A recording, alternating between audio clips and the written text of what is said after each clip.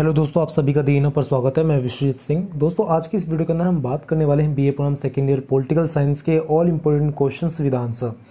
तो दोस्तों, आज की वीडियो स्टार्ट करते हैं। ये वीडियो बहुत महत्वपूर्ण होने वाली है क्योंकि दोस्तों इसके अंदर हम पूरे जो सेकेंड ईयर का जो पॉलिटिकल साइंस की जो भी क्वेश्चंस हैं, एक एक लेसन के इंडिविजुअली हम एक एक क्वेश्चंस को करने वाले हैं, जो बहुत मज़ेदार होने वाली है, बहुत नॉलेजफुल होने वाली है। और ये गारंटी रहेगी दोस्तों कि अगर इस वीडियो को पूरा करते हो तो मतलब देखते हो, सही से समझते हो, नोट्स बनाते हो इस वीडियो के बेस पे, तो आपको अच्छे से समझ में आएगा और अच्छे नंबर ला पाओगे अपने एग्जाम में। ठीक है, इस वीडियो का बेस क्या रहने वाला है दोस्तों, अगर बात करूँ तो इस वीडियो के अंदर हम बात करेंगे पूरे सेकंड ईयर के इंपॉर्टेंट क्वेश्चंस की। इसमें 12 क्वेश्चंस की बात करेंगे।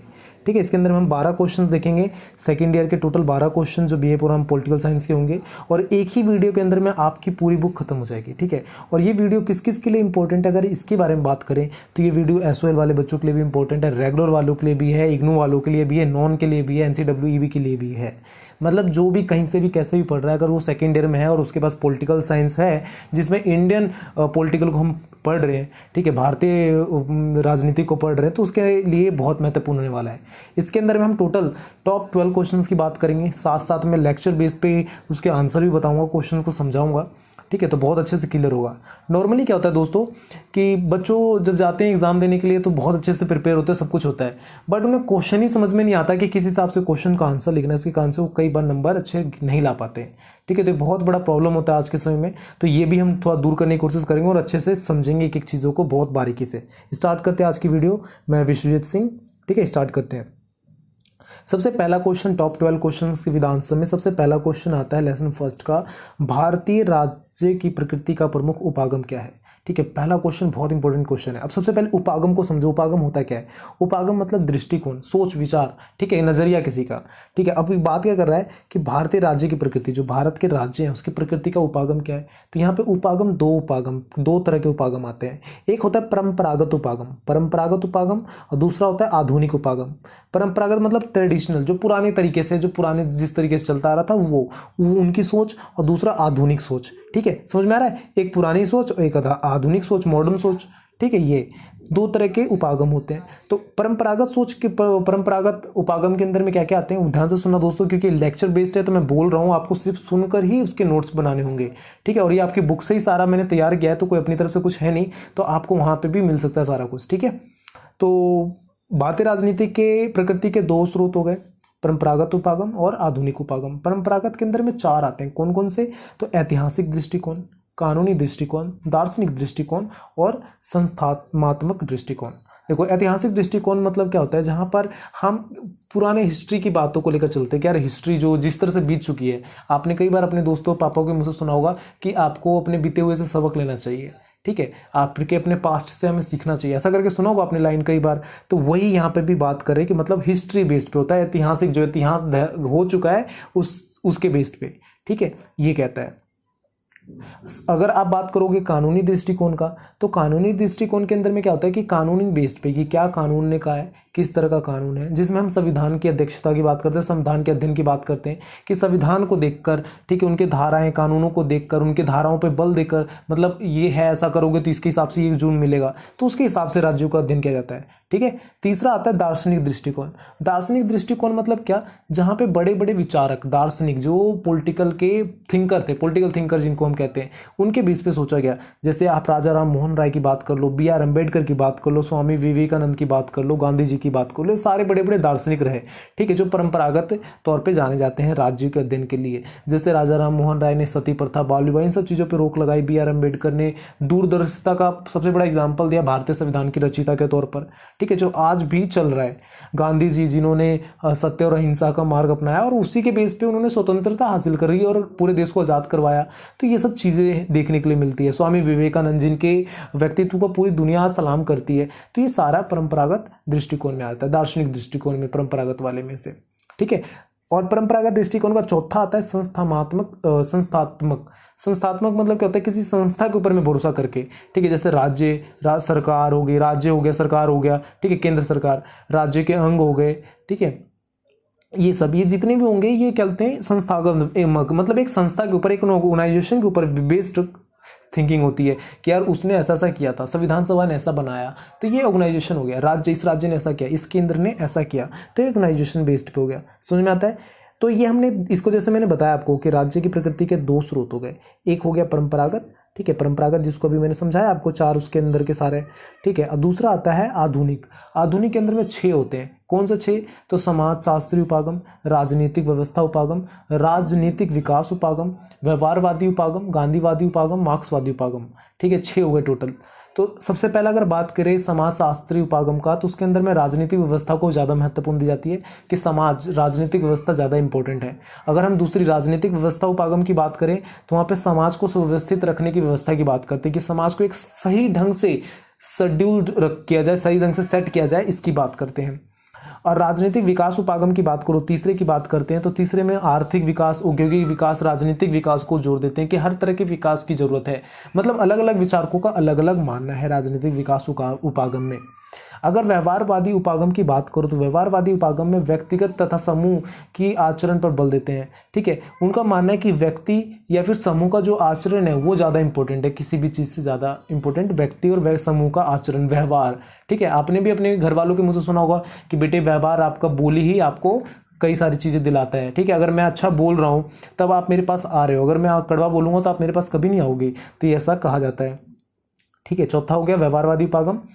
पांचवा होता है गांधीवादी उपागम। गांधीवादी उपागम आप बहुत अच्छे से गांधी जी को जानते हो, जिन्होंने सत्य अहिंसा की बात करी, जिसमें वो कहा जाता है राज्य को महत्व देता है, ठीक है। मतलब एक तरह से सीमाहीन राज्य की स्थापना की बात करते हैं, सभी लोगों को समान अधिकार देने की बात करते हैं, कोई ऊंच नीच का पात्र वो ना हो, ठीक है। तो इस तरह की चीजें बात करते हैं गांधीवादी उपागम में। मार्क्सवादी उपागम के अंदर में क्या बोलते हैं? समग्र दृष्टिकोण, मतलब सबका साथ, एक जैसा दृष्टिकोण हो, सबको साथ में लेकर चलने का दृष्टिकोण हो। उनका, मार्क्सवादियों का मानना क्या था कि जो आर्थिक पहलू है, आर्थिक है, वही सब चीज़ों की जड़ है, ठीक है। अगर आर्थिक व्यवस्था उस तरह की ना हो, इतना पैसे का इतना वैल्यू ना हो, तो कोई भी ऊंच नीच छोट बड़ ऐसा कुछ होगा ही नहीं, ठीक है। तो इस तरह से हम बात करेंगे। अगर ये क्वेश्चन आता है आपके एग्जाम में, ठीक है, जितने भी क्वेश्चन टॉप 12 में जितने भी क्वेश्चन आए हुए हैं दोस्तों, लिखा है मैंने, बनाया जो आपको PDF, ये आपको इंस्टाग्राम टेलीग्राम पर मिल जाएगा। और इसमें जितने भी क्वेश्चंस हैं ये सारे आपके पिछले कुछ सालों में जो क्वेश्चन रिपीट हुए हैं, आए हैं, उनको बनाया गया है, पहली चीज़, ठीक है। सबसे मेन चीज़, इंपॉर्टेंट चीज़ यही है इस वीडियो में। तो ये क्वेश्चन भी आया हुआ है पहले, और अगर ये क्वेश्चन आप लिखते हो तो सबसे पहले आप दोनों बताओगे, परंपरागत उपागम और आधुनिक उपागम। परंपरागत क्या है, आधुनिक क्या है, वो समझाओगे, फिर परंपरागत के 4 और आधुनिक के 6 जो पॉइंट्स हैं वो बताओगे, जो मैंने आपको बताया है। और इस वीडियो को ध्यान से सुन कर आपको लिखना है। बैक करो, दोबारा सुनो, फिर लिखो, बैक करो, दोबारा सुनो, फिर लिखो, क्योंकि बहुत इंपॉर्टेंट है। और लेक्चर बेस्ड वीडियो होती है तो ज़्यादा लिखने का नहीं होता, ठीक है। मैं क्वेश्चन को एनालाइज करवा रहा हूँ आपको, जिससे सही से आप अच्छे से क्वेश्चन का आंसर कर सको। आगे बात करते हैं, तो आगे टॉप 12 का इस क्वेश्चन का दूसरा क्वेश्चन आता है लेसन फर्स्ट से ही, कि भारतीय राज्य के स्वरूप के विषय में डैश की समीक्षा कीजिए। आप ये बोलोगे सर यहाँ पे खालिस्तान की छोड़ दिया आपने, फिल इन द ब्लैंक की छोड़ दिया, फिल इन द ब्लैंक्स भी आता है क्या? तो ऐसा बिल्कुल भी नहीं है। यहाँ पे हम 3 तरह के दृष्टिकोण की बात कर रहे हैं, उदारवादी दृष्टिकोण, मार्क्सवादी दृष्टिकोण और गांधीवादी दृष्टिकोण। अब भारतीय राज्य के अध्ययन के लिए 3 तरह के दृष्टिकोण आते हैं, उदारवादी, मार्क्सवादी, गांधीवादी। तो उदारवादी क्या होता है? तो उदारवादी मतलब अमीरों के दृष्टिकोण, जो अमीरों के लिए कार्य करते हैं, ठीक है। यहाँ पे सिंपल सा, यहाँ पे क्या कहते हैं, राज्य का निर्माण व्यक्तिगत अपने उद्देश्य प्राप्ति के लिए करता है। उदारवादी दृष्टिकोण के हिसाब से अगर मैं बात करूँ सबसे पहले, तो उदारवादियों का मानना क्या है कि जो राज्य का निर्माण क्या होता है, व्यक्ति अपनी स्वार्थ प्राप्ति के लिए, अपनी इच्छा प्राप्ति के लिए उसका निर्माण करता है, ठीक है। और राज्य की विशेषता वो बताते हैं कि राजनीतिक लोकतंत्र होना चाहिए, सामाजिक गतिशीलता होनी चाहिए, ठीक है, और आर्थिक विकास होना चाहिए, निर्णय लेने की छूट होनी चाहिए, ठीक है। ये उदारवादियों का मानना होता है। समझ में आता है? उदारवादी के हिसाब से मैंने शॉर्ट में आपको फटाफट बता दिया। अगर आप इनको डिफाइन करोगे तो अच्छा खासा आप नंबर लिख सकते हो, नंबर मिलेंगे। कहने का मतलब, अगर मैंने जो 4-5 पॉइंट बताया अभी उदारवादी की राज्य विशेषता के, ठीक है, वो चारों पॉइंट को अगर लिखोगे, 5-5 लाइन भी लिखोगे, तो बहुत अच्छे खासे आप पेज भर सकते हो, बहुत अच्छे खासे नंबर मिल सकते हैं, कोई दिक्कत नहीं होगा। तो समझाने के लिए मैं शॉर्ट में बोल रहा हूँ, ठीक है। अगर आप मार्क्सवादी विशेषता की बात करो कि भारतीय राज्य के स्वरूप के विषय में मार्क्सवादी दृष्टिकोण की समीक्षा कीजिए, तो मार्क्सवादी नॉर्मली क्या होता है, गरीबों की दृष्टिकोण, जो गरीबों की सोच के चलता है, जो बताता है कि समाज में सब इक्वल है, कोई भी ऊंच नीच बड़ छोट ऐसा कुछ है ही नहीं, कोई बड़ा छोटा नहीं है, सारे क्या है, एक बराबर है, सारे एक समान है, इसकी बात करता है। तो ये वाली व्यवस्था हो गई। समझ में आता है दोस्तों? यहाँ पे मार्क्सवादी ये कहता है।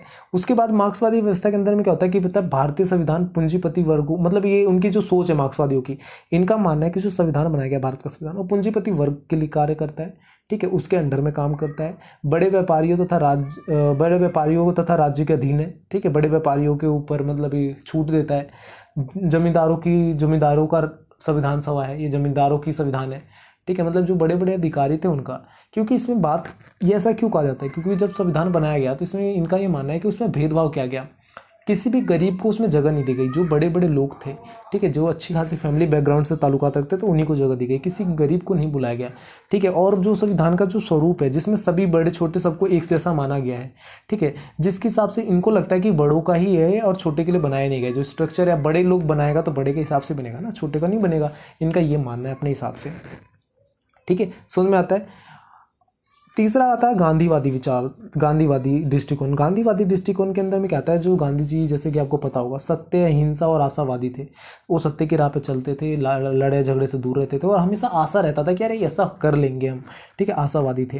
तो इसके कारण से वो आर्थिक दृष्टिकोण की बात करते हैं कि सभी लोग समान होने चाहिए, ठीक है, निशस्त्रीकरण पे जोर देते हैं, हथियार की जरूरत नहीं है, हम एक आराम से रह सकते हैं, ठीक है। ग्राम स्वराज्य की बात करते हैं, क्या एक ग्राम स्वराज्य की स्थापना करनी चाहिए, ठीक है, ऐसा कि कोई ग्राम मतलब गांव, स्वराज मतलब अपना, ग्राम स्वराज्य अपना गांव हो, अपना स्वराज हो अपना, ठीक है, ग्राम स्वराज यहाँ पे बात करते हैं इस तरह से वो, ठीक है। अहिंसा की बात करते हैं कि कहीं भी अहिंसा जैसी चीज़ें नहीं होनी चाहिए, तो ये गांधी जी का स्वरूप होता है। तो दोस्तों यहाँ पे मैंने 3 दृष्टिकोण बताए, उदारवादी, मार्क्सवादी, गांधीवादी। अब ये 3 अलग अलग है, फिल इन द ब्लैंक से आप क्या चेक करें। तो अगर दोस्तों आपका उदारवादी यहाँ पे फिल इन द ब्लैंक्स में भर के आ जाता है तो आप उदारवादी का आंसर लिखोगे, मार्क्सवादी भरकर आता है तो मार्क्सवादी लिखोगे, गांधीवादी आता है तो गांधीवादी लिखोगे। तो मतलब एक क्वेश्चन में 3 क्वेश्चन हमने किया। और जो ये क्वेश्चन है 2018-17 में आया हुआ है, ठीक है, तो उसके हिसाब से पहले कई बार इनके क्वेश्चन रिपीट होते हैं, गांधी जी के ऊपर भी बेस्ड होता है, उदारवादी के ऊपर भी, मार्क्सवादी के ऊपर भी, तो इसलिए तीनों को मैंने कराया है एक ही क्वेश्चन में, तो आपको सही से समझना है दोस्तों टाइम देकर।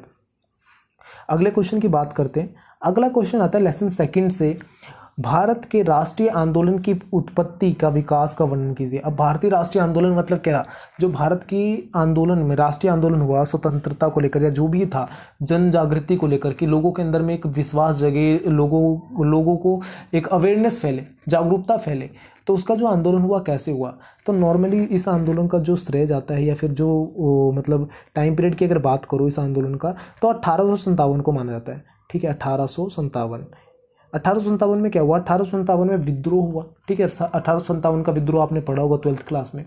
1857 के विद्रोह को एक जन जागृति विद्रोह के तौर पे देखा गया, जिसमें लोगों को ये समझ में आया कि यार हम गुलाम हैं दूसरे के, 100 साल हमारे बीत गए गुलामी करते हुए और हमें आज़ाद होना पड़ेगा, ठीक है। 1857 के बाद ही 1947 में जाकर हमारा देश आज़ाद होता है, लगभग 90 साल बाद, ठीक है। 1857 में सभी लोगों को पता चलता है कि हम गुलाम हैं और मतलब हम गुलामी कर रहे हैं और हमें आज़ाद होना चाहिए, और 90 साल बाद जाकर आज़ाद होते हैं। सोचो कितनी बड़ी गुलामी थी हमारी, ठीक है। तो इस तरह की, तो इसके अंदर हम बात क्या करते हैं, वर्णन करते हैं, इसकी विकास की उत्पत्ति करते हैं। तो इसमें कुछ पॉइंट्स मैं बताता हूँ, फटाफट उसको समझो। पहला पॉइंट इसमें आता है ब्रह्म समाज की आंदोलन। ब्रह्म समाज आंदोलन क्या है, तो राजा राम मोहन राय द्वारा स्थापित एक संस्था थी ब्रह्म समाज, जिसको कहा गया या आंदोलन कहा गया, उन राजा राम मोहन राय ने चलाया था। ये कब चला, तो 1828 में इसकी स्थापना की गई ब्रह्म समाज की, ठीक है, जिसके अंदर में राष्ट्रीय मतलब राजा राम मोहन राय को राष्ट्रीय राष्ट्रवाद का जन्म माना गया, भारतीय राष्ट्रवाद का जनक माना गया, ठीक है। भारत के अंदर में राष्ट्रवाद का जो उदय हुआ किससे हुआ, तो राजा राम मोहन राय ने ही किया, ऐसा माना गया, ठीक है। राजा राम मोहन राय की जो संस्था थी ब्रह्म समाज आंदोलन, उसने बाल विवाह, सती प्रथा, विधवा पुनर्विवाह, ठीक है, स्त्री शिक्षा, इन सब चीज़ों पे बहुत जोर दिया, ठीक है। सबके सामने मुद्दे उठाए, इनके ऊपर कानून बनाने के लिए प्रेशर डाला गया अंग्रेजों के खिलाफ, और बनाया गया, ठीक है, अंग्रेजों की मदद से उन्होंने बनवाया भी। तो उसके कारण से यहाँ पे राष्ट्रीय आंदोलन का उत्पत्ति वहीं से हो जाती है सबसे पहले, ठीक है। दूसरा पॉइंट है कि अगर बात करो इसके अंदर में, तो दूसरा पॉइंट आता है आपका प्रार्थना सभा, ठीक है। प्रार्थना सभा क्या है, तो प्रार्थना सभा की स्थापना 31 मार्च 1867 को होती है, ठीक है, 1867 को होती है प्रार्थना सभा की स्थापना। किसके द्वारा किया जाता है, तो एम.जी. रानेड और आत्माराम पांडुरंगा ने किया था, ठीक है। आत्माराम पांडुरंगा और एम.जी. रानेड ने किया था। इसका भी सेम कार्य था किसकी जैसा, ब्राह्मण समाज की जैसा, कि स्त्री शिक्षा के ऊपर बात करना, ठीक है, समाज की बढ़ोतरी की बात करना, कहीं भी जो शोषित हो रही महिला उनके लिए लड़ना, बाल विवाह को रोकना, ये सब चीज़ों के ऊपर उन्होंने जोर दिया, ठीक है। उसके बाद आर्य समाज आता है। तो आर्य समाज की स्थापना 10 अप्रैल 1875 को किया गया। ठीक है, 10 अप्रैल 1875 को आर्य समाज की स्थापना हो गई। इसकी स्थापना किसने करी? तो दयानंद सरस्वती ने की। इसका भी लगभग सेम कार्य था, जन जागृति करना, लोगों को जागरूक करना अपने अधिकारों को लेकर, अपने समाज को लेकर, इस तरह की चीज़ें चल रही थी। ठीक है। उसके बाद चौथा आता पॉइंट यहाँ पे रामकृष्ण मिशन। रामकृष्ण मिशन क्या है? तो 1 मई 1897 में इसकी स्थापना हुई। 1907 में इसकी स्थापना हुई, 1897 में। किसके द्वारा? तो स्वामी विवेकानंद के द्वारा। और स्वामी विवेकानंद का नाम पूरे विश्व जानता है कि स्वामी विवेकानंद कौन थे, क्या थे, कैसे थे। ठीक है, तो स्वामी विवेकानंद के द्वारा किया गया। ये भी इसका जो सबसे बड़ा मिशन था, धार्मिक समाज तथा सांस्कृतिक पुनर्जागरण करना। ठीक है, धार्मिक समाज का सांस्कृतिक पुनर्जागरण के लिए इसको स्थापना किया गया, जिसमें लोगों तक मतलब जन जागृति तक पहुंचाना। ठीक है, उनको जागृत करना, उनके अधिकारों को बताना, उनको समझाना कि क्या चीज़ें सही है, क्या गलत है, आपको क्या करना चाहिए, क्या नहीं करना चाहिए, ये सारी चीज़ें। और अगर आप बात करोगे राष्ट्रीय आंदोलन का विकास किस प्रकार हो रहा था, तो पश्चिमी सभ्यता बहुत बड़ा रोल प्ले किया उसमें। 5वां पॉइंट आता है पश्चिमी सभ्यता। पश्चिमी सभ्यता कैसे कि आपको पता होगा कि अंग्रेजों ने हमें इंग्लिश सिखाई। आज हम इंग्लिश बोलते हैं आपके सामने कि I am Vishwajeet Singh from the InUp. जो ये लाइन बोल रहा हूँ वहाँ से बोल रहा हूँ। हमने अंग्रेजी सीखी ना, अंग्रेजी किसने सिखाई? तो ब्रिटेन से सीखी, हमें अंग्रेजों ने सिखाई हमें। ठीक है, तो जो पश्चिमी शिक्षा था वो उन्होंने अंग्रेजों ने क्या किया? पढ़ाया लिखाया हमें। तो पढ़ने लिखने के बाद यार जब आप पढ़ लिख लोगे तो आपको नॉलेज होगा, तो आप अपने आप ही अधिकारों की मांग करोगे। जब उसके बाद ना लोगों के अंदर में समझ में आया कि हाँ भाई, मैं ये है, मेरे पास अधिकार होने चाहिए, ऐसा होना चाहिए, ये वो, तो उन्होंने उन्हीं से मांग करना शुरू कर दिया अधिकारों की। ठीक है, फिर उन्होंने भारतीय छापाखाना की स्थापना कर दी। छापाखाना जहाँ प्रिंटिंग प्रेस जो हम कहते हैं। ठीक है, प्रिंटिंग प्रेस जहाँ पे छपती थी, न्यूज़पेपर छपती थी। प्रिंटिंग प्रेस की स्थापना होने के बाद क्या हुआ? लोगों को पहले तो लोगों तक खबर नहीं पहुँचती थी। अगर मान लो मैंने कोई आंदोलन किया तो यहाँ पे आंदोलन हुई दिल्ली में, और मुंबई पहुँचते पहुँचते ना जब तक आंदोलन खत्म हो चुका था, आंदोलन करने वाला भी खत्म हो चुका होता था। बाद में क्या हुआ? प्रिंटिंग प्रेस की स्थापना से क्या हुआ कि आज यहाँ आंदोलन था, कल तक यहाँ पे पता चल जाता था, तो यहाँ पे भी इस तरह के आंदोलन शुरू हो जाते थे। ठीक है, तो ये प्रॉब्लम होती थी। तो यहाँ पे जब भारतीय छापाखाना की स्थापना हुई तो उसके बाद भी यहाँ पे बहुत ज़्यादा विकास की संभावना बनी। आर्थिक शोषण, लोगों का जो आर्थिक शोषण किया जा रहा था, तो अगर किसी का आप ना बहुत ज़्यादा शोषण करोगे तो इतना ज़्यादा गुस्सा आ जाता है उसके मन में, या फिर इस तरह की उसके अंदर में मन में आ जाती है कि यार चलो अब मैं करके दिखाऊंगा, आई कैन प्रूव इट। वो प्रूव करने के लिए लग जाता है उसमें। ठीक है, बहुत मेहनत करता है, बहुत सारे बच्चे करते हैं। ठीक है, तो ये यहाँ पे आर्थिक जो शोषण था वो भी बहुत बड़ा कारण बना। ठीक है, रेल मार्ग की स्थापना की गई किसके लिए? कि भाई वहां से सामान ढोके वो विदेश ले जाने के लिए। सारा इंडियन का सामान उठा के ले जाओ, सोना चांदी लक्कड़ उक्कड़ चंदन की लकड़ियां ले गए ब्रिटेन के। ठीक है, तो रेल मार्ग की स्थापना से क्या हुआ कि भारत के अंदर आवाजाही आसान हो गया। पहले क्या होता था, दिल्ली से मुंबई जाने में 7 दिन लग रहा है, 8 दिन लग रहा है। अब क्या हुआ, रेल मार्ग से 3 दिन 4 दिन में पहुंच गए, 5 दिन में पहुंच गए। तो एक जगह से सूचना दूसरी जगह पहुंचने में आसानी हो गई, जिससे ना ये मतलब भारतीय राष्ट्रीय आंदोलन की उत्पत्ति और विकास का पूरा प्रक्रिया चलता है। ठीक है, समझ में आता है दोस्तों? तो टोटल मैंने 8 से 10 पॉइंट बताए हैं। आपकी बुक में और भी अच्छे पॉइंट्स लिखे हुए इसमें, तो आप देखें, वहाँ पे भी सही से अच्छे से समझ में आएगा। और अगर समझ में ना आए तो कमेंट करके बेझिझक पूछें, हमेशा मैं आपके लिए यहाँ पर हूँ। आगे बात करते हैं अगला क्वेश्चन के लिए। तो टॉप 12 क्वेश्चंस का लेसन 3 का चौथा क्वेश्चन आता है कि भारत के संविधान सभा के उद्भव, रचना और स्वरूप की व्याख्या करें। तो सबसे पहले हम बात करेंगे संविधान होता क्या है। तो संविधान मतलब एक ऐसी किताब जिसके अंदर में सारे कानूनों को रखा गया हो। ठीक है, सारे कानूनों की व्याख्या की गई हो, कौन सा व्यक्ति किस हिसाब से चलेगा, किसका क्या पद है, कैसे चलना है, कैसे रूल करना है, रेगुलेशन करना है, ये बताया गया हो। ठीक है, संविधान सभा का निर्माण से पहले, सबसे पहले जब हमारा भारत 1947 में आज़ाद हुआ तो हमारे भारत के अंदर में टोटल 562 राजवाड़े थे। मतलब भारत के टोटल 562 टुकड़े थे, जिसको सरदार वल्लभ भाई पटेल ने इकट्ठा किया, जोड़ा। ठीक है, संविधान सभा का निर्माण का जो फैसला लिया गया, ठीक है, BR अम्बेडकर उसके अध्यक्ष बने। मतलब उन्होंने उस पूरा रखा कि भाई ऐसे ऐसे करके संविधान करना चाहिए, क्योंकि उन्हीं की आइडिया था संविधान का बनाने का। ठीक है, संविधान सभा का पहली बैठक 9 दिसंबर 1946 को होती है। ठीक है, कैबिनेट मिशन के प्रस्ताव के बाद संविधान सभा बनाने का निर्णय लिया गया। कैबिनेट मिशन के प्रस्ताव के बाद 1946 में जब इसकी पहली बैठक होती है तो वहाँ पे सदस्यों के चयन की बात आती है। भाई कि कौन कौन बनाएगा, संविधान को बनाने के लिए आदमी भी तो चाहिए ना, कौन कौन लाओगे। तो 389 ठीक है। 389 लोगों को चुना जाता है जो संविधान सभा का निर्माण करेंगे, जिसमें 389 में से 93 जो लोग होते हैं वो ब्रिटिश अधिकारी या फिर ब्रिटिश सदस्य होते हैं। ठीक है, अंग्रेजों को भी सदस्यता दी गई 93, और बाकी बच जाते हैं 296। तो 296 में क्या होते हैं, भारतीय राजवाड़े, भारतीय लोग, आम लोगों को भी जगह दी गई। भारतीय राजवाड़ों को, जो राजा थे 562 मैंने बताया ना राजवाड़े, तो उनमें से कुछ को जगह दी गई, कुछ आम लोगों को जगह दी गई। ठीक है, इस तरह से जगह दी गई इनको भी, जो सब मिलकर एक संविधान की रचना कर सके। वहाँ पे आंतरिक अध्यक्ष या फिर मान लो तत्कालीन अध्यक्ष के तौर पर संविधान सभा का डॉक्टर सच्चिदानंद को बनाया गया। ठीक है, डॉक्टर सच्चिदानंद को बनाया गया, और उसके कुछ दिन बाद 11 दिसंबर 1946 को डॉक्टर राजेंद्र प्रसाद अध्यक्ष के रूप में स्थापित होते संविधान सभा के। ठीक है, समझ में आता है दोस्तों। तो इस तरह से पूरा संविधान सभा का उद्भव वो सब हुआ, जिसके अंदर में बात क्या की गई, बी आर अम्बेडकर इन सब के द्वारा मौलिक अधिकारों की बात की गई, जिसमें सभी को समान अधिकार प्राप्त हो। राज्य के नीति निर्देशक तत्व की बात की गई, संघवाद की बात की गई, किस तरह से राज्य और केंद्र के बीच में एक तालमेल बने, इसकी बात की गई। ठीक है, और बात किया गया, क्या किया गया कि सबको आरक्षण किस प्रकार से मिले, सब समान वर्ग एक लेवल में कैसे आए। जो आरक्षण की प्रक्रिया की गई थी वो 10 सालों के लिए की गई थी सिर्फ, कि सारे जब एक वर्ग में एक लेवल में आ जाएंगे तो ये आरक्षण की प्रक्रिया अपने आप ही खत्म हो जाएगी। बट आज तक कभी हो ही नहीं पाया। क्यों नहीं हो पाया, तो कुछ पॉलिटिकल इशू या फिर राजनीतिक स्वार्थ के कारण। ठीक है, लोगों के अंदर में अपनी राजनीतिक स्वार्थ है, उसके कारण से वो कभी पूरा करने देना नहीं चाहते इसे।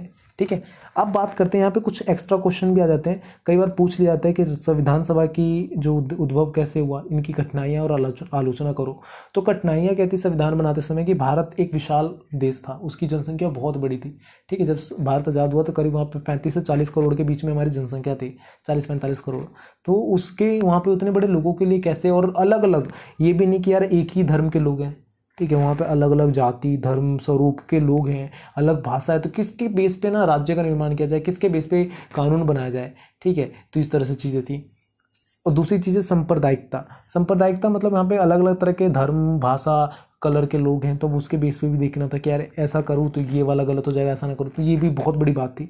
और सबसे बड़ी बात, देसी जो राजा था, देसी राज्य, जो देसी राजवाड़े जिनको हम कह रहे हैं, जो 562 राज्य थे वो एक तरह से राजा थे सारे, उनका खुद का एक राज्य था। अब उसके हिसाब से भी देखना था कि यार सबको खुश किया जाए, सबके बनाया जाए कि इसी तरह से कि हो जाए। और 562 को इकट्ठा कैसे किया जाए, 562 अगर मान लो मैंने कोई रूल बना दिया सबके लिए, क्या पता 5-10 ऐसे राज्य हों जो मानने से इनकार कर दे कि भाई मैं नहीं मान रहा, ये गलत है, मेरे राज्य में ऐसा रूल नहीं होना चाहिए।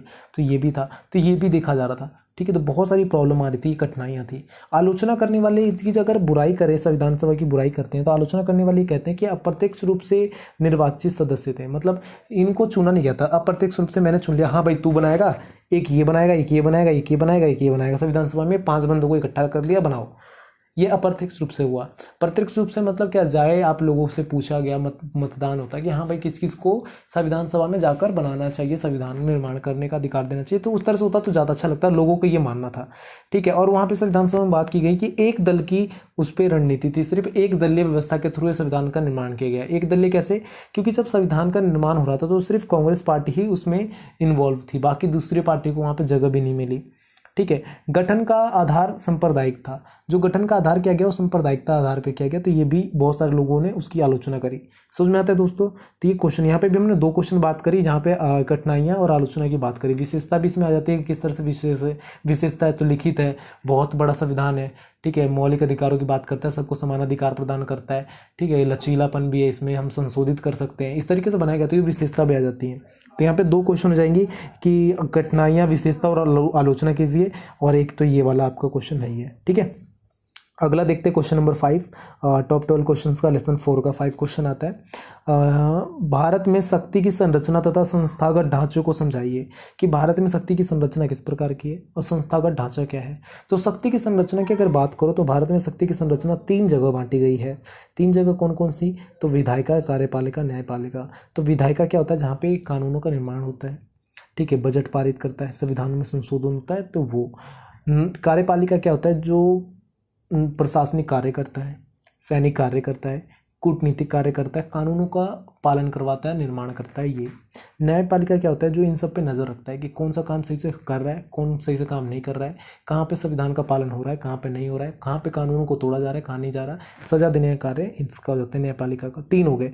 विधायिका के अंदर में राज्यसभा, लोकसभा, ठीक है, राष्ट्रपति, प्रधानमंत्री, सारे कुछ यहाँ पे आ जाते हैं। ठीक है, कार्यपालिका क्या होता है, एक आईएएस आईपीएस जो भी ऑफिसर होते हैं, ये सारे जितने बड़े बड़े ऑफिसर होते हैं ना, ठीक है, सरकारी, वो सारे कार्यपालिका के अंदर में आते हैं। ठीक है, जिनका मेन कार्य क्या होता है कि प्रधानमंत्री, राष्ट्रपति, इनके लिए नियुक्त होना। ठीक है, मैंने बताया भी कि प्रशासनिक कार्य करना, सैनिक कार्य करना, कूटनीतिक कार्य करना, कानूनों का निर्माण करना, कानूनों का पालन करना। ठीक है, ये सारी चीज़ें होती हैं। न्यायपालिका क्या होती है कि जो न्याय की व्यवस्था को बनाए रखना। ठीक है, किस तरह से न्याय व्यवस्था चल रही है, क्या नहीं चल रहा है, क्या दिक्कत है कहाँ पे, ये सारी चीज़ें आती हैं। तो ये ठीक है, समझ में आता है दोस्तों। तो ये तो आपका क्वेश्चन हो गया भारत में शक्ति संरचना तथा संस्थागत ढांचा, जो तीनों ढांचे को मैंने समझाया, कार्यपालिका, विधायिका और न्यायपालिका, तीन हो गए। ठीक है, यहाँ पे क्वेश्चंस और एडिशनल भी बनते हैं इसके अंदर में, जो मैं आपको बता देता हूँ, क्योंकि मैंने यहाँ पे सिर्फ टॉप 12 क्वेश्चंस लिए हैं जो मुझे टॉप 12 इंपॉर्टेंट लग रहे थे, पर कुछ और भी इंपॉर्टेंट क्वेश्चन बनते हैं, वो आपको समझना जरूरी है। यहाँ पे एक इंपॉर्टेंट क्वेश्चन मिल जाता है राज्यसभा से, कि राज्यसभा क्या है। ठीक है, लोकसभा के बारे में आता है कि लोकसभा का किस तरह से चयन होता है, लोकसभा किस तरह से कार्य करता है, ये 2 क्वेश्चन ये हो गए। ठीक है, राज्यपाल से लेकर आ जाता है, राज्यपाल का शक्तियाँ क्या है, राज्यपाल का निर्माण के मतलब राज्यपाल को किस तरह से बनता है राज्यपाल, ये है ना। हर राज्य के अंदर में एक राज्यपाल होता है जो मुख्यमंत्री को शपथ दिलाता है, ये। तीसरा इसमें आ जाता है राष्ट्रपति से लेकर प्रधानमंत्री को लेकर। ठीक है, तो टोटल यहाँ पे 5 एक्स्ट्रा क्वेश्चन भी बनते हैं, 5 अलग क्वेश्चन और बनेंगे। मैंने 1 क्वेश्चन करवाया, 5 और क्वेश्चन आ गए। ठीक है, तो आप अगर बुक पढ़ोगे तो बुक में बहुत डिटेल में दे रखा है, आपको सही से समझ में आएगा, आई होप सो। अगर ना आए तो आप कमेंट करके बताना, मैं उसके लिए भी वीडियो बना दूंगा। ठीक है, अगला देखते हैं, अगला क्वेश्चन टॉप 12 क्वेश्चन का अगला क्वेश्चन पे जाते हो, लेसन 4B। जो लेसन 4 है वो 2 पार्टों में बटा हुआ है, 4A और 4B। 4B का जो दूसरा पार्ट आता है, यहाँ पर हम बात करते हैं जातियों की राजनीतिकरण ने किस प्रकार भारत में राजनीति का लोकतांत्रिकरण किया है, टिप्पणी कीजिए। मतलब जाति, जो आजकल जो भारत के अंदर में जाति व्यवस्था है, उसका किस प्रकार से भारत के अंदर में लोकतांत्रिकरण कर दिया गया है। तो सबसे पहले जाति व्यवस्था क्या होता है, जो आपने सुना होगा कि हमारे भारत के अंदर में वर्ण व्यवस्था थी, पहले वर्ण व्यवस्था थी, जिसमें ब्राह्मण, क्षत्रिय, वैश्य, शूद्र, ये 4 वर्ण व्यवस्था थी। ठीक है, जिसमें ब्राह्मण जो सबको लीड करता था, क्षत्रिय जो मतलब ब्राह्मण जो टीचर वीचर का काम जो होते थे ना, पढ़े लिखे जो ये सारे ब्राह्मण होते थे। क्षत्रिय जो लड़ाई झगड़े का काम करते थे, लड़ाई झगड़ा मतलब नहीं मारपीट ऐसी जाके किसी को मार दिया, मतलब सुरक्षा का काम करते थे, राज्य संभालने का काम करते थे। वैश्य व्यापार का काम करते थे, और जो क्षुद्र होते थे वो तीनों वर्णों की सेवा का काम किया करते थे। तो इसी के आधार पर क्या हुआ, जाति व्यवस्था चलाई गई भारत के अंदर में। हमारे संविधान में नहीं डाला गया, किसी लोगों ने नहीं, मतलब शुरू से मानते हुए आ रहे, तो पुरानी एक पुरानी एक धारणा है। ठीक है, ऐसा मान के चलो। तो जातियों की राजनीतिकरण ने किस प्रकार से भारत के अंदर में लोकतांत्रिकरण किया। तो सबसे पहले राजनीतिक दल, जातियों के आधार पर राजनीतिक दल बनाए गए। आपको पता होगा, जैसे आप देखोगे हमारे आसपास में, तो बहुत सारे ऐसे राजनीतिक दल हैं, पार्टी हैं, जो एक वर्ग विशेष के लिए ही कार्य करती है। जैसे आप यूपी में जाओ, समाजवादी पार्टी, तो वो एक अलग तबके के लिए ही कार्य करती है। ठीक है, उसका कोई दूसरा नहीं है, वो मतलब अपने तबके के लिए कार्य करती है। ठीक है, आप बहुजन समाजवादी पार्टी, तो वो अपने अलग वर्ग के लिए, उसने अपने 10-12 लोगों को छांट रखा है। क्या चल रहा है हमारे देश के अंदर में कि समाजवादी पार्टी अगर मान लो कभी जीती, तो वो अपने समाज के लिए, अपने वर्ग के लिए, भाई है मेरा ये वर्ग। बहुजन समाज पार्टी तो उसका कुछ अपने लोगों को छांट रखे, भाई ये तुम मेरे हो, मेरे हो, मेरे हो, मुझे ही वोट डालना, ये राजनीतिक दल का। इसी तरह से बहुत सारी पार्टियां हैं। ठीक है, बहुत सारी पार्टियां बन गई भारत के अंदर में, जो राजनीतिक दल का आधार क्या रहा कि जातिवाद के ऊपर में। ठीक है, अब राजनीतिक नेतृत्व, अब पार्टी ही नहीं, जो उसका नेतृत्व कर रहा है, जो उस पार्टी को लीड कर रहा है, वो भी कुछ ऐसा ही है कि भाई अगर मैं मान लो मैं राजपूत हूँ, मेरी पार्टी ये है, तो आप भी राजपूत, मुझे वोट देना, मुझे वोट देना, मुझे वोट देना, ऐसा करके। ठीक है, कोई मान लो यादव है, तो भाई मुझे वोट देना, मुझे वोट देना, अखिलेश यादव को वोट देना, ऐसा करके मतलब ये हो जाता है। समझ में आ रहा है। तो राजनीतिक नेतृत्व भी एक उसी के आधार पर बनती है। तीसरा आता है चुनाव में उम्मीदवारों की चयन। अगर मान लो यूपी में आप जाओगे, तो यूपी में अगर कोई पार्टी का मोटो, मतलब जो उसका लीड करने वाला यादव है, सपोज करो यूपी में तो यादव जैसे भरे पड़े हैं, यादव, अखिलेश यादव जी, समाजवादी पार्टी तो बहुत ज़्यादा फेमस, तो यादव है, तो वो नॉर्मली क्या करेगा, उम्मीदवारों का जो चयन होगा ना, उसमें ज़्यादातर चांसेस रहेगा कि यादवों को ही जगह दी जाए, उसमें यादवों को ही चुना जाएगा, यादवों को ही जगह दी जाएगी, यादवों को ही ज़्यादा प्रायोरिटी दी जाएगी। ठीक है, तो ये बहुत महत्वपूर्ण है। आगे दोस्तों इसमें देखोगे तो यहाँ पे जाति का मतदान, यहाँ पे जाति का मतदान क्या होता है कि अगर मान लो हम देखते हैं कि अच्छा ये यादव जाति से खड़ा है, अच्छा ये राजपूत से खड़ा है, ब्राह्मण है, तो हम अपनी जाति वाले को ही वोट देंगे। ठीक है, तो ये भी यहाँ पे दिखता है। जातिवाद का उम्मीदवार भी हो गया, जातिवाद का वोट भी हो गया। जातियों के नाम पे आरक्षण भी होता है कि भाई मैं ब्राह्मण समाज से हूँ तो मुझे आरक्षण चाहिए, भाई मैं पिछड़ा जाति से दलित हूँ मुझे आरक्षण चाहिए। पर जिसको जरूरत है उसको मिलता है नहीं मिलता ये भी नहीं पता चलता, बट जातियों के नाम पे आरक्षण हो जाता है। अभी आपने कुछ समय पहले जाट आंदोलन सुना होगा हरियाणा के अंदर में, तो जाति होगी उनकी कि जाट है हम भाई, जाट के हिसाब से हमें आंदोलन चाहिए। अगर मान लो कल के स्टूडेंट अपनी जाति एक बना लेगी, भाई मेरी जाति है, तो उसके नाम पे क्या आप दे दोगे? तो ऐसे ऐसे करके बहुत सारी हमारे भारत के अंदर में देखने के लिए मिलती है, और जो किसी कंट्री में नहीं है। ठीक है, तो ये यहाँ पे आता है क्वेश्चन, समझ में आता है। अगला को देखते हैं हम, अगला 7th क्वेश्चन। यहाँ पे 7th क्वेश्चन आता है हमारा टॉप 12 में से 5th चैप्टर का। भारतीय संघवाद की विशेषता का वर्णन करते हुए इसकी तुलना कनाडा के संघवाद से कीजिए। सबसे पहले संघवाद होता है क्या है, संघवाद को समझते हैं। संघवाद को फेडरल कहते हैं इंग्लिश में, ठीक है, फेडरल, फेडरलिज्म, ठीक है। इसकी लैटिन भाषा फोइडिस से बनी हुई है, ठीक है, फोइडस से। इसका अर्थ होता है संधि या समझौता, ठीक है, संधि या समझौता इसका अर्थ होता है। संघवाद मतलब क्या होता है कि ऐसा समझौता तय करता है संघवाद मतलब समझौता या संधि। इस तरह की संधि होती है, समझौता होता है जो राज्य और केंद्र के बीच में परस्पर कार्य करने के लिए उत्साहित करता है। ठीक है, मतलब कोई बिना मतभेद के कार्य करना, समझ में आ रहा है। ये यहाँ पे हम बात करते हैं। अब इंडिया और कनाडा की हम बात करते हैं, भारत और कनाडा की बात करते हैं, इसकी तुलना करते हैं। भारतीय संघवाद की विशेषता का वर्णन करते हुए इसकी तुलना करना है हमें कनाडा से। अब देखो भारत के अंदर में क्या है, द्वैध शासन व्यवस्था है। द्वैध शासन व्यवस्था मतलब इसमें दो दलीय व्यवस्था, मतलब दो तरह की व्यवस्था हो जाती है। एक केंद्र अलग कार्य करती है, राज्य अलग हो जाती है, तो मतलब दो पार्ट में बटी गया। जिस तरह से केंद्र को लीड करने के लिए प्रधानमंत्री होता है तो राज्य को लीड करने के लिए मुख्यमंत्री होता है, तो द्वैध शासन व्यवस्था हो जाती है। पर कनाडा के अंदर में ऐसा नहीं है। ठीक है, यहाँ पे शक्तियों का वितरण होता है, शक्ति का समान वितरण, कि भाई इसको भी पावर मिलेगी, इसको पावर मिलेगी, इसको पावर मिलेगी, सबको। यहाँ पे एक छोटे से मतलब ना अधिकारी से लेकर बड़े से प्रधानमंत्री तक को पावर का वितरण किया गया, समान रूप से वितरण। ऐसा नहीं इसको ज़्यादा पावर उसका पावर, मतलब सबको इस तरह से अटैच किया गया है कि एक छोटा सा भी उसको टच हर्ट कर सकता है। ठीक है, समझ में आ रहा है। संविधान की सर्वोच्चता, सबको ये बताया गया है या सबको ये दिखाया गया है कि जो संविधान है सबसे ऊपर संविधान है। आप कुछ भी कर लो, कुछ कहीं भी जाते हो तो संविधान के ही फॉलो करोगे, कुछ भी कहीं भी पूरे इंडिया में कहीं भी रहो आपको संविधान का ही मानना है। ठीक है, इसमें सर्वोच्चता की गई है। स्वतंत्र न्यायपालिका, स्वतंत्र न्यायपालिका मतलब क्या है, न्यायपालिका को आज़ाद रखा गया है, चाहे कोई भी किसी के विरुद्ध भी केस चलेगा उसको आज़ाद किया गया है, पूरी तरह से फ्रीडम दी गई कि वो अपने हिसाब से फैसला लेगा। ठीक है, तो न्यायपालिका पे कभी भी कोई बंदिश नहीं होती है, समझ में आता है। अगर आप उसी तरह से समानता की बात करो कनाडा और भारत की समानता की, तो लिखित संविधान है दोनों के। पहली चीज लिखित में संविधान है, दूसरा संसदीय प्रणाली है, दोनों के अंदर में संसदीय प्रणाली है। ठीक है, सर्वोच्च न्यायपालिका है, केंद्रीय संघवाद है, मतलब केंद्र में संघवाद की स्थापना है। ठीक है, समझ में आता है। और अगर कनाडा की भी देखोगे कि मतलब किस तरह से दोनों में सेम है, सिमिलैरिटीज हैं, ये तो मैंने बता दिया आपको सिमिलैरिटी क्या है, विभिन्नता भी देखने के लिए मिलेंगी आपको, तो ये सारी चीजें हैं। तो ये आप कनाडा के हिसाब से आप लिखोगे।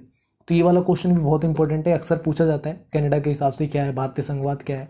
जब भारत के हिसाब से ही पूछ लेता है, कनाडा के हिसाब से ही पूछ लेता है, तो आपको पता होना चाहिए। इसमें दो से तीन क्वेश्चन इसमें ही बनते हैं। एक तो नॉर्मल ये वाला हो गया कि कनाडा के और भारत के अंदर में कंपैरेटिव क्वेश्चन। एक अलग से ये बन जाता है कि कनाडा का बताओ सिर्फ, ठीक है, भारत का बता दो, तो 3 क्वेश्चन हो जाते हैं। तो तीनों को आपको देखना है। आपको बुक में बहुत अच्छे से डिस्क्राइब किया हुआ है, तो आप वहाँ पे देखोगे तो बहुत अच्छे से समझ में आएगा दोस्तों। वहाँ पे भी एक बार जाके देखें जरूर। आगे देखते हैं अगला पॉइंट। अगला यहाँ पे देखेंगे, अगला क्वेश्चन आता है हमारा टॉप 12 क्वेश्चन का, लेसन 6 का। भारत और यूनाइटेड किंगडम की दलीय प्रणाली की विशेषताओं की तुलना कीजिए। अब ये यूनाइटेड किंगडम मतलब यूके, ठीक है। अगर यूके की जगह ब्रिटेन लिखा हो, यूके लिखा हो, यूनाइटेड किंगडम लिखा हो तो भी सेम ही है। ठीक है, इंग्लैंड लिख दे इवन तो भी सेम ही है। पता चला ना, मैंने लास्ट टाइम क्या हुआ, बच्चों को बताया कि यूके आएगा, यूके मैंने बता दिया हर जगह। अब वहाँ पे ब्रिटेन लिखा गया। अब वो आगे पूछता है सर आपने जो बताया तो क्वेश्चन ही नहीं आया। मैंने कहा अच्छा भाई मैं तो देखा तो आया है। तो कहता है सर वहाँ पे यूनाइटेड किंगडम लिखा, आपने ब्रिटेन लिखा हुआ, आपने यूनाइटेड किंगडम करवाया। तो यार इस तरह की बेवकूफ़पंती मत करना यार प्लीज़। सच्ची ऐसे बहुत सारे बच्चे करते हैं। तो इसलिए यूनाइटेड किंगडम, यूके, ब्रिटेन कुछ भी लिखा हो तो सेम ही है। यहाँ पे बात करता है कि दलीय प्रणाली मतलब जो पार्टीज होती है, पॉलिटिकल पार्टी होती है, उसके बारे में। तो भारत के अंदर में क्या है, बहुदलीय प्रणाली। ध्यान से सुनना, भारत के अंदर में बहुदलीय प्रणाली है जहाँ पे एक से ज़्यादा पार्टियाँ इकट्ठी होती हैं, पार्टिसिपेट करती है। ठीक है, क्षेत्रवाद का आधार मतलब यहाँ पे दल आधार होता है। क्षेत्रवाद मतलब जो ये भाई यहाँ पे पंजाब में पंजाबी, ठीक है, तमिलनाडु में तमिल, इस तरह से ना क्षेत्रवाद का आधार होता है। यहाँ पे क्षेत्रवाद को प्रमुखता दी जाती है। भारत के अंदर में जाति व्यवस्था है। जाति व्यवस्था मतलब जाति के आधार पर, ये राजपूत, ये ब्राह्मण है, ये है, ऐसा ऐसा करके जाति व्यवस्था के आधार पर पार्टियां बनती हैं। दल बदल की नीति यहाँ पे आम बात है। ठीक है, दल बदल की नीति आम बात है। राजनीतिक अपराधीकरण, अगर किसी पार्टी के अंदर में कोई अपराधी को टिकट मिला हुआ है और वो जीत गया तो वो आम बात है भारत के अंदर में, ठीक है, अपराधीकरण ये होता है। तो ये हमारी पॉलिटिकल मतलब एक तरह से बोलो भारत की बुराई है या अच्छाई अभी पता नहीं चलता, बट यही है रियलिटी। अगर आप यूनाइटेड किंगडम की बात करो तो यहाँ पे क्या दो दलीय व्यवस्था है, यहाँ पे दो ही दल पार्टिसिपेट करते हैं, दो से ज़्यादा दल नहीं होते, जिसके कारण से क्या होता है कि लोगों के बीच में ज़्यादा कन्फ्यूजन नहीं होती, अच्छे से होता है, फिल्टराइज मतलब हो जाता है एक अच्छे से, ठीक है। शक्ति का केंद्र यहाँ पे जैसे जो शक्तिशाली केंद्र, यहाँ पे जो सेंटर होता है वो बहुत ज़्यादा शक्तिशाली है, पर भारत के अंदर में सेंटर शक्तिशाली उतना ज़्यादा नहीं है। यहाँ पे संगठन मतलब कई बार आप देखोगे, अगर पीछे की अपनी हिस्ट्री देखो तो भारत के अंदर में क्या है कि गठबंधन कर करके बना है, फिर सरकार बना लेते हैं गठबंधन कर करके गठबंधन करके बनाते हैं तो क्या होता है कि भाई कभी वो परेशान है कभी ये परेशान है, तो फैसला लेने में बड़ा ज़्यादा दबाव होता है, ठीक है। सरकार के ऊपर में कोई फैसला लेने में बहुत ज़्यादा दबाव होता है, कुछ रूल लागू करना चाहते हैं तो नहीं लागू कर सकती है। अगर बहुमत की सरकार है तो अपने हिसाब से चल सकती है, पर अगर बहुमत की सरकार नहीं है, गठबंधन की बनाई है तो प्रॉब्लम होती है, पर वहाँ पर ब्रिटेन में ऐसा कुछ है ही नहीं, ठीक है। राजनीतिक दल क्या होता है, अब वहाँ पे राजनीतिक दल को देखोगे तो यहाँ पे जैसे जातिवाद के आधार पर बनता है, तो वहाँ पे जातिवाद के आधार पे जैसा कुछ है ही नहीं, दो ही दल हैं और दोनों समाज के लिए वर्क कर रहे हैं, दोनों में से कोई भी किसी में भी शामिल हो जाओ कोई दिक्कत नहीं है वहाँ पे, ठीक है। यहाँ पे दल बदल आम बात है, पर वहाँ पे दलीय अनुशासन को बनाए रखना बहुत इंपॉर्टेंट होता है, ठीक है। जो आपकी पार्टी की डिग्निटी गरिमा, ठीक है, इंपॉर्टेंस है, उसको बनाए रखना बहुत इंपॉर्टेंट होता है, ठीक है। यहाँ पे राजनीतिक अपराधीकरण को शामिल किया जाता है, वहाँ पे बहुत ज़्यादा जांच पड़ताल के बाद ही टिकट मिलते हैं, जो भी प्रक्रिया है वो होता है, ठीक है, समझ में आता है। तो हमने इसकी विशेषता और तुलना करा पूरा, तो आपको आई होप सो समझ में आएगा। अगला क्वेश्चन हम देखते हैं 7 चैप्टर का, मानवाधिकार क्या है, भारत और चीन के मानवाधिकार की तुलना कीजिए। तो सबसे पहले समझो मानवाधिकार क्या है, तो मानव को मिलने वाला अधिकार, ठीक है, मानव यहाँ पे व्यक्ति नहीं, मतलब किसी भी व्यक्ति को मिलने वाला अधिकार, जो किसी भी व्यक्ति को जो अधिकार मिले उसे मानव अधिकार कहते हैं। कुछ मतलब मानव अधिकार हमें जन्मजात प्राप्त होते हैं, बट आज के समय में क्या हुआ, हमें संवैधानिक तौर पर प्राप्त है। संवैधानिक तौर पर मतलब संविधान के द्वारा दिए गए हैं। जन्मजात मतलब क्या होता है, सांस लेने का अधिकार, देखने का अधिकार, ये जन्मजात हो गया। प्राकृतिक अधिकार के तौर पर हम जिन्हें मानते हैं। संवैधानिक तौर पे हमें कौन से मिले, तो मौलिक अधिकार हो गए। अलग अलग देशों में अलग अलग तरीके से मौलिक अधिकार हमारे भारत में जैसे मिला हुआ है, जिसमें खाना खेलना कूदना पीना सब तरह का अधिकार उसमें जोड़ा गया है, ठीक है, समझ में आता है ये। अब दोनों का तुलना करोगे तो क्या है, भारत के अंदर में लोकतांत्रिक व्यवस्था है, जबकि चीन के अंदर में एक साम्यवादी व्यवस्था काम करती है। लोकतांत्रिक के अंदर में क्या होता है, जो सरकार का हम चयन करते हैं, मत डालो चयन करते हैं। साम्यवादी व्यवस्था के अंदर में भी लोकतांत्रिक मतलब चयन का प्रक्रिया है चीन के अंदर में, पर अभी इस समय जो देखा जा रहा है कि वो चयन की प्रक्रिया जैसा कुछ है ही नहीं, ठीक है। वहाँ पे अपनी शासन व्यवस्था को आगे बढ़ा रहे हैं, ठीक है। एक ही पार्टी सिंगल पार्टी है तो कोई दूसरा चयन जैसे कुछ होता नहीं, लोकतंत्र जैसा कुछ है नहीं, ठीक है ये। और यहाँ पे क्या होता है, लोकतंत्र के अंदर में अपने लोगों के पास मानव अधिकार की पूरी आज़ादी होती है, अपने हिसाब से वर्क कर सकते हैं, पर चीन के अंदर में ऐसा नहीं है, ठीक है। वहाँ पे बहुत ज़्यादा बंदिशें हैं। आपने भारत के अंदर में बहुत सारे आंदोलन देखे होंगे आजकल में, अभी हाल फिलहाल में, जहाँ पे कहा जाता है कि संविधान हमारा खतरे में, मानव अधिकार नहीं मिल रहा, हमें बोलने का अधिकार नहीं है, ठीक है, हमें अपने विचार व्यक्त करने का अधिकार नहीं है, इस तरह का सुना होगा आपने। ऐसा कह रहा है मतलब यार आप इतना बोल पा रहे हो कि हमारा संविधान खतरे में, हम विचार व्यक्त करने का अधिकार नहीं है, तो समझो आपके पास इतना अधिकार है कि आप बोल पा रहे हो। सबसे बड़ी बात, अगर मान लो कोई व्यक्ति कह रहा है कि यार मेरे पास ना विचार व्यक्त करने का अधिकार नहीं है, यार तूने ये लाइन जो बोल दी ना यही तेरा अधिकार है, समझ रहे हो। अगर आप चीन में इतना बोल दोगे ना मुझे विचार व्यक्त करने का अधिकार नहीं है, तो शायद आप जिंदा रह जाओ, वो भी बहुत बड़ी बात है, ठीक है। तो चीन के अंदर में इस तरह का अधिकार है, वहाँ पे बहुत ज़्यादा दबाव है, वहाँ पे केंद्र को हेड माना जाता है, जबकि यहाँ पे हर एक व्यक्ति को हेड माना जाता है, ठीक है। यहाँ पे प्रधानमंत्री से आप कोई भी व्यक्ति कुछ भी बोल सकता है, कोई दिक्कत नहीं है, तो वहाँ पे प्रधानमंत्री को एक देवता की तरह माना जाता है। प्रधानमंत्री मीन्स एवरीथिंग। वहाँ जो चीन का हेड ऑफ द चीन होता है, लीडर जो भी राष्ट्रपति प्रधानमंत्री, वो हेड ऑफ द चीन होता है। वहाँ पे कोई भी किसी तरह का कोई वो नहीं होता, उसके खिलाफ नहीं बोल सकता। पर इंडिया में क्या है कि चलते फिरते कोई भी प्रधानमंत्री को गाली दे देता है, कोई भी प्रधानमंत्री को बोल सकता है, इवन किसी को भी बोल सकता है। यही आपकी भाई संवैधानिक अधिकार है। जो व्यक्ति कह रहा है ना कि मेरे बोलने का अधिकार खतरे में है, ठीक है, मुझे बोलने का अधिकार चाहिए, विचार व्यक्त करने का अधिकार चाहिए, भाई तूने इतना विचार व्यक्त किया वो तेरा अधिकार ही है, और कौन सा अधिकार लेगा, ये होता है, समझ में आता है। तो अगला क्वेश्चन देखते हैं, क्वेश्चन नंबर 10 8 चैप्टर का, धर्मनिरपेक्ष भारत के संविधान की मूलभूत विशेषता है, टिप्पणी कीजिए। धर्मनिरपेक्ष भारत के संविधान की मूलभूत विशेषता है, टिप्पणी कीजिए। सबसे पहले समझो भारत के संविधान में कभी भी धर्मनिरपेक्ष शब्द है ही नहीं, ठीक है। 1976 में आपातकाल के दौरान, मतलब आपातकाल के टाइम के पास में पंथ निरपेक्ष शब्द संविधान में संशोधित करके जोड़ा गया, ठीक है। पंथ निरपेक्ष, धर्मनिरपेक्ष भी नहीं जोड़ा गया, पंथ निरपेक्ष। तो पंथ निरपेक्ष को भी सब धर्मनिरपेक्ष जैसा ही माना जाता है, ठीक है, इसमें ज़्यादा कुछ अंतर नहीं है। इसके अंदर में क्या होता है कि सभी धर्मों को, सभी को एक समान माना जाता है, कोई वो आगे पीछे ऊपर नीचे नहीं है, सभी धर्म एक साथ रह सकें, ठीक है, सभी इस तरह की चीज़ें की गई है धर्मनिरपेक्ष के अंदर में, ठीक है, सभी धर्म एक समान है, ये यहाँ पे बात करते हैं, ठीक है। तो ये आपको मैं सजेस्ट करूँगा अपनी बुक से पढ़े इस वाले क्वेश्चन को, तो बहुत अच्छे से आपको कवर होगा और समझ में आएगा और अच्छे से आप नंबर गेन कर पाओगे यहाँ पे। अगर आप धर्मनिरपेक्ष की बात करते हो, जैसे कि आपको पता होगा दोस्तों कि बी आर अम्बेडकर जैसे जब बना रहे थे तो वहाँ पे मौलिक अधिकारों की बात की गई, जिसमें समानता, स्वतंत्रता, ठीक है, ये सारे रखे गए, जिसमें हर एक व्यक्ति का समान अधिकार मिले, हर व्यक्ति को स्वतंत्रता प्राप्त हो, हर एक व्यक्ति के पास सबको बोलने का अधिकार, शिक्षा का अधिकार, ठीक है, ये सारे अधिकार हों, इस तरह के लिए वहाँ पे संवैधानिक प्रावधान किए गए, ठीक है। राज्य के नीति निर्देशक तत्व में भी इस तरह के प्रावधान किए गए, जहाँ पे अगर कोई व्यक्ति अशिक्षित है तो उसको फ्री में शिक्षा मिले, ठीक है, राज्यों से आर्थिक मदद करे, मतलब अलग अलग तरह से हमको वहाँ पे प्रावधान किए गए। इवन आरक्षण तक का उठाया गया, ठीक है, आरक्षण तक का प्रावधान दिया गया कि अगर कोई व्यक्ति पिछड़ा वर्ग है तो उसे आरक्षण मिलेगा, SC OBC जो हम कहते हैं आज के समय में, ठीक है। तो यही भारत की मूलभूत विशेषता आती है इस वाले क्वेश्चन की में। अगला क्वेश्चन देखोगे तो 11वां क्वेश्चन 9वें चैप्टर का, स्वतंत्रता के पश्चात से भारत में आर्थिक विकास की प्रकृति की विवेचना कीजिए। जब स्वतंत्रता हो गया, भारत स्वतंत्र हो गया, तो उसके पश्चात से भारत के आर्थिक प्रकृति की विकास किस प्रकार से हुई। तो सबसे पहले समझते हैं कि जब स्वतंत्र हुआ भारत तो उस समय क्या क्या चुनौतियाँ थी। 1947 के मध्य रात्रि में हमारा भारत आज़ाद होता है, ठीक है, 15 अगस्त 1947 को। आज़ाद होने के बाद क्या होता है, प्रति व्यक्ति जो आय होती है हमारी बहुत ज़्यादा कम होती है, जीवन स्तर निम्न होता है, हमारा जो लिविंग स्टैंडर्ड होता है, ठीक है, बहुत ज़्यादा नीचे गिरा होता है, ठीक है। हमारी एक अर्थव्यवस्था बहुत कमज़ोर होती है, क्योंकि हमारे भारत के 2 टुकड़े हो जाते हैं, पाकिस्तान एक बढ़ जाता है, एक हमारा है इधर, ठीक है, मतलब एक पाकिस्तान और एक बांग्लादेश, जो दूसरा पूर्वी पाकिस्तान, पश्चिमी पाकिस्तान जिसे हम कहते थे, इस तरह से 2 टुकड़े कर दिए गए। तो उसके बाद ना भारत बहुत ज़्यादा कृषि प्रधान देश होने के बावजूद भी हम बहुत ज़्यादा कमज़ोर हो चुके थे, कृषि पे उतना ज़्यादा इंपॉर्टेंट, हमारे पास कुछ भी नहीं था एक तरह से, ठीक है। तो इस तरह की हमारी कमजोरियाँ थी। अगर आप विकास की बिंदु पे बात करो तो भाई हमने क्या किया, नियोजित प्लानिंग करना शुरू किया, मिश्रितवादी अर्थव्यवस्था के ऊपर वर्क किया, ठीक है, सार्वजनिक क्षेत्र में भूमिका हमने पब्लिक रोल पे, पब्लिक सेक्टर पे बहुत ज़्यादा काम किया, ठीक है। भारी उद्योग में हमने रणनीति अपनाई, वेरी इंडस्ट्री स्ट्रेटेजी अपनाई, जिसके अंदर हमने क्या किया, इंडस्ट्रीज़ को इन्वाइट किया कि आओ हमारे देश में काम करो और यहाँ पे वो करो, ठीक है, विकास में भागीदारी बनो। तो इस तरह से चीज़ें आती हैं, ठीक है, समझ में आता है। तो ये यहाँ पे क्वेश्चन में हम ये बात करते हैं। 8 और 11 12वां क्वेश्चन आता है, स्वतंत्र भारत में सामाजिक आंदोलन के स्वरूप को दर्शाइए। स्वतंत्र भारत मतलब ना जब भारत आज़ाद हो गया तो वहाँ पे सामाजिक आंदोलन किस प्रकार के थे।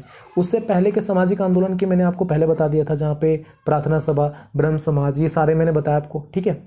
यहाँ पे स्वतंत्र भारत में सामाजिक आंदोलन किस प्रकार के थे, इसके बारे में आप बात करोगे तो यहाँ पे आज के समय में किस किस तरह के आंदोलन देखने के लिए मिलते हैं। तो ह्यूमन राइट्स कमीशन के अंडर में आंदोलन होते हैं, ठीक है, जन जागृति के लिए, अगर किसी के अधिकार के लिए आंदोलन होते हैं, ठीक है, कभी किसी कैदी के लिए, कभी किसी चीज़ के लिए, पेड़ चिपको आंदोलन, इस तरह अलग अलग तरह के आंदोलन दिखने के लिए मिलेंगे आज के समय में आपको, ठीक है, जो ये बताते हैं कि जो स्वतंत्रता के बाद में कितना ज़्यादा विकास हुआ है। लोगों को कम से कम आज ये पता है कि उसके पास कौन सी राइट्स है, उसको किस प्रकार से अपने राइट्स का यूज़ करना है ये पता है, तो उसके यहाँ पे आंदोलन में आ जाता है, ठीक है, समझ में आता है। तो ये भी आपके मतलब टोटल हमने 12 क्वेश्चन किया, 16 में टोटल 10 क्वेश्चन आते हैं एग्जाम में आपके, 10 में से 5 करने होते हैं। तो इस 12 में से मैं आपकी गारंटी लेता हूँ 4 क्वेश्चन कंफर्म है कि आ सकते हैं, ठीक है, 4 तो कंफर्म है आ सकते हैं। तो अच्छे से अगर आप प्रिपेयर करते हो तो बहुत अच्छे से आपको हो जाएगा। दोस्तों अगर आपको PDF चाहिए क्वेश्चन पेपर की, जो मैंने अभी जिसकी वीडियो आपने देखी, या फिर किसी और सब्जेक्ट की, किसी और ईयर की, फर्स्ट सेकंड थर्ड ईयर की, तो आप हमें फेसबुक पे दी इंग्लिश नब के नाम से फॉलो कर सकते हो, इंस्टाग्राम पे दी ई नब 2019 के नाम से फॉलो कर सकते हो, और टेलीग्राम पे दी ई नब के नाम से मैं फॉलो कर सकते हो। दी ई नब पर जो टेलीग्राम का ऐप है, यहाँ पे आपको हर तरह के नोट्स मिल जाएंगे, ठीक है, हर तरह के नोट्स मिल जाएंगे, हर तरह की PDF मिल जाएगी, तो वहाँ डली हुई है, तो आप वहाँ पे जाके ले सकते हो, ठीक है। और साथ साथ दोस्तों यूट्यूब पे जहाँ पे आप हमारी वीडियो देख रहे हो, तो यूट्यूब पे आपको दी इनअप के नाम से हमारी ID है, तो यहाँ पे भी आप कमेंट करें, लाइक करें, शेयर करें, सब्सक्राइब करें, जिससे यार हम मोटिवेट होते हैं। आपके एक एक लाइक शेयर सब्सक्राइब से हमें मोटिवेशन होती है कि वी शुड वर्क मोर, ठीक है, और हम मोटिवेट होते हैं कि यार चलो और कुछ वर्क करेंगे और आपको और ज़्यादा इंप्रेस करने की कोशिश करते हैं, ठीक है, आपके लिए अच्छा कंटेंट लाते हैं, अच्छा ट्राई करते हैं कि और अच्छा इंप्रूव हो अपने आप को करें, ठीक है। तो यार लाइक शेयर सब्सक्राइब जरूर करें हमारे चैनल को, आपकी बहुत बहुत बहुत धन्यवाद रहेगा। तो friends thank you for watching, I am from the enough, thank you friends, thank you so much, bye bye.